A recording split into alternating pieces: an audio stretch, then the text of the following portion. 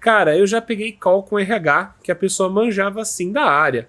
Acho interessante falar que depende a ideia, não é mentir e chegar preparado sempre. Não, André, pelo amor de Deus, eu nem falei pra mentir, tá, cara? A questão é que o que eu tô querendo dizer com você saber pra fazer RH, ou é para falar com um cara de RH ou não, é que você tem que entender que por mais que ele tinha algum conhecimento sobre a área e manjar sobre a área, é assim, mano, uma pessoa de RH manjar sobre QA, ela pode saber o que é uma ferramenta ou outra, ela pode saber o que é teste de software, que é com qualidade, que você trabalha com processos, mas ela não sabe exatamente o que você faz não, cara.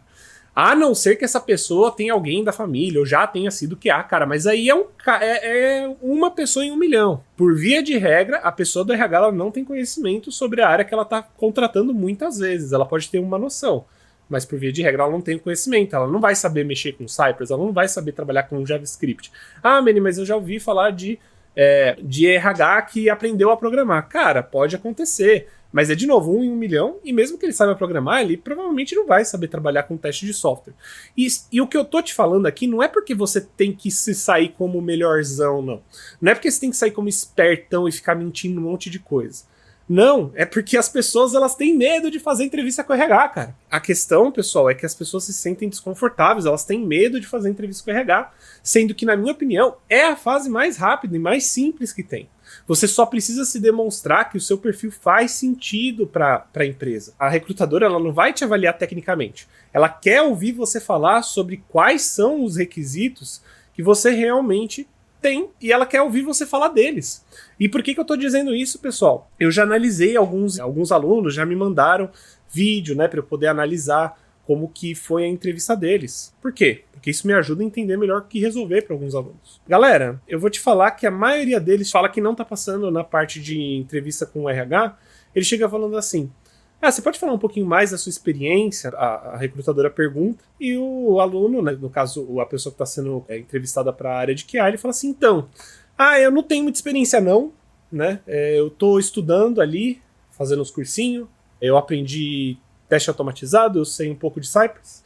Você sabe JavaScript? Não, eu aprendi o básico ali, né, para poder trabalhar com teste de software. É isso. Galera, que medo é esse? Se você estudou, se você sabe, você fez projeto, você fez ali, você tem seu portfólio, você consegue mostrar ele para as pessoas e falar assim, eu que fiz isso daqui, esse é o meu projeto, eu trabalho com automação, eu que fiz todo esse projeto de automação front-end, ou de API, ou mobile. Cara, você botou a mão na massa, você sabe como que foi o processo, você estudou para isso. Não é assim que se vende, não. Gente, eu não sei porque as pessoas acham que se vender é igual a mentir ou que se vender é um problema. Se vender é mostrar o que você tem de forte, mostrar o que às vezes você tem de experiência de outras áreas e como que isso te transforma num candidato mais forte. Pessoal, eu tô falando aqui, nenhum recrutador ou pessoa que tá querendo contratar para a empresa dela tá esperando humildade de uma pessoa que tá fazendo entrevista. Você não pode meter o louco,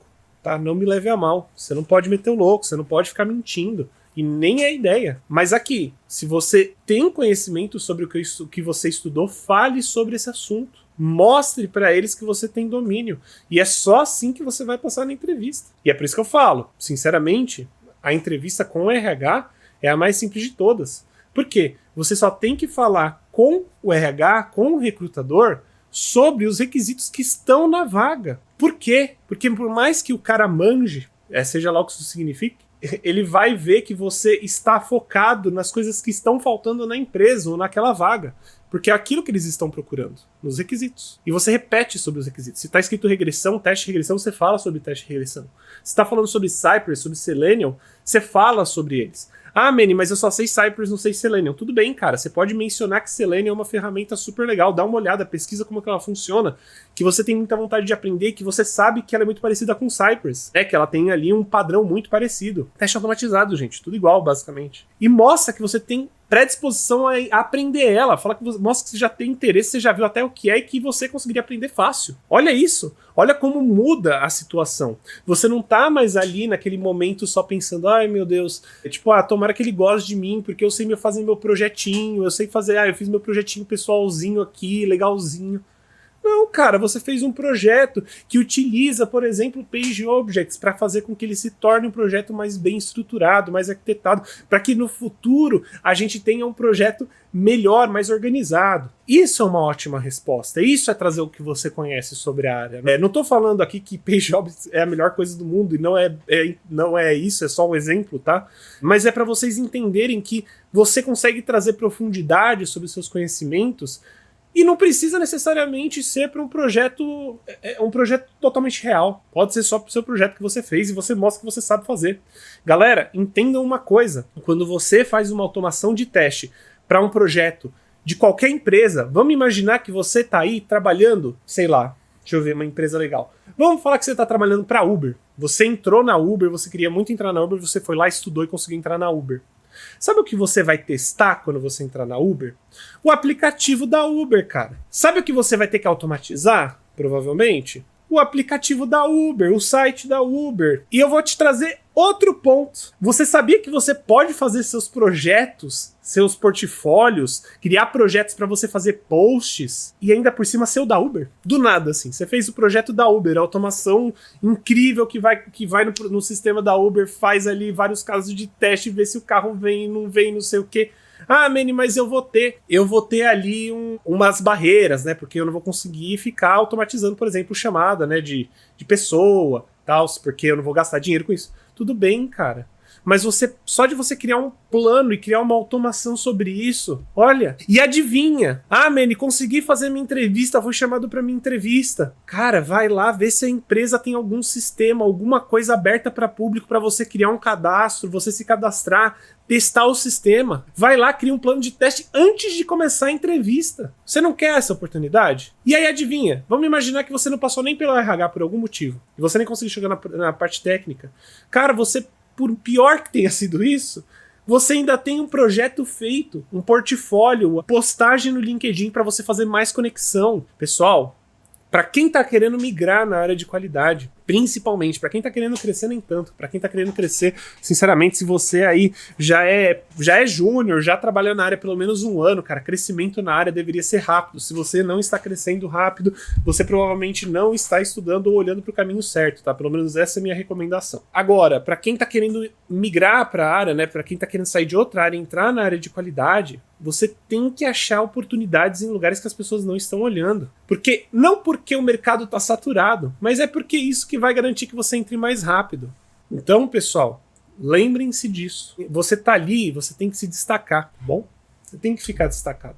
E se você não achar formas de se destacar, você vai conseguir emprego? Cara, vai. O pior que vai, é bem possível. O ponto é que não vai ser numa velocidade que você quer. Você entende? Quanto antes, às vezes, melhor, né? Pra quem tá querendo migrar logo, eu entendo, sabe?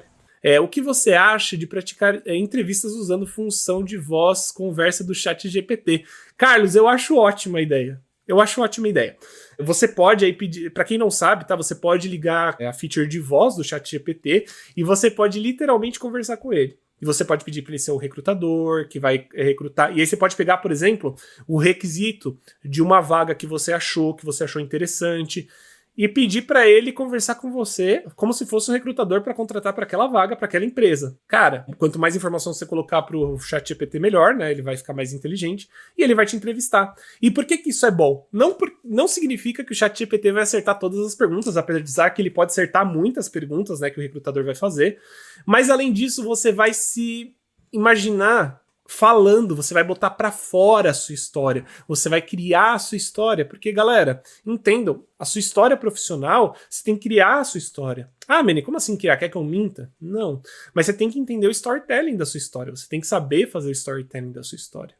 Tá bom? Por que eu tô dizendo isso? Porque se você cria a sua história, se você sabe exatamente como ela começa, qual que é o meio, como que você entendeu sobre QA, cresceu sobre QA, aprendeu, explorou, está estudando, estou fazendo portfólio, eu entendo sobre QA, quero ser um QA, serei um QA. Pô, você tem que saber o que falar pra pessoa, você não pode contar uma história muito longa, você não pode contar uma história de 2 palavras, você tem que contar uma história que seja a sua história e que foque como que você chegou na área de qualidade, como você está na área de qualidade. Então é uma história focada. E muitas vezes, quando a gente não fala sobre isso, quando a gente não bota pra fora, nós não sabemos falar sobre o assunto. Porque a gente nunca falou sobre o assunto. Então, falar com o ChatGPT vai te ajudar nisso com certeza. Inclusive ótima dica, Carlos.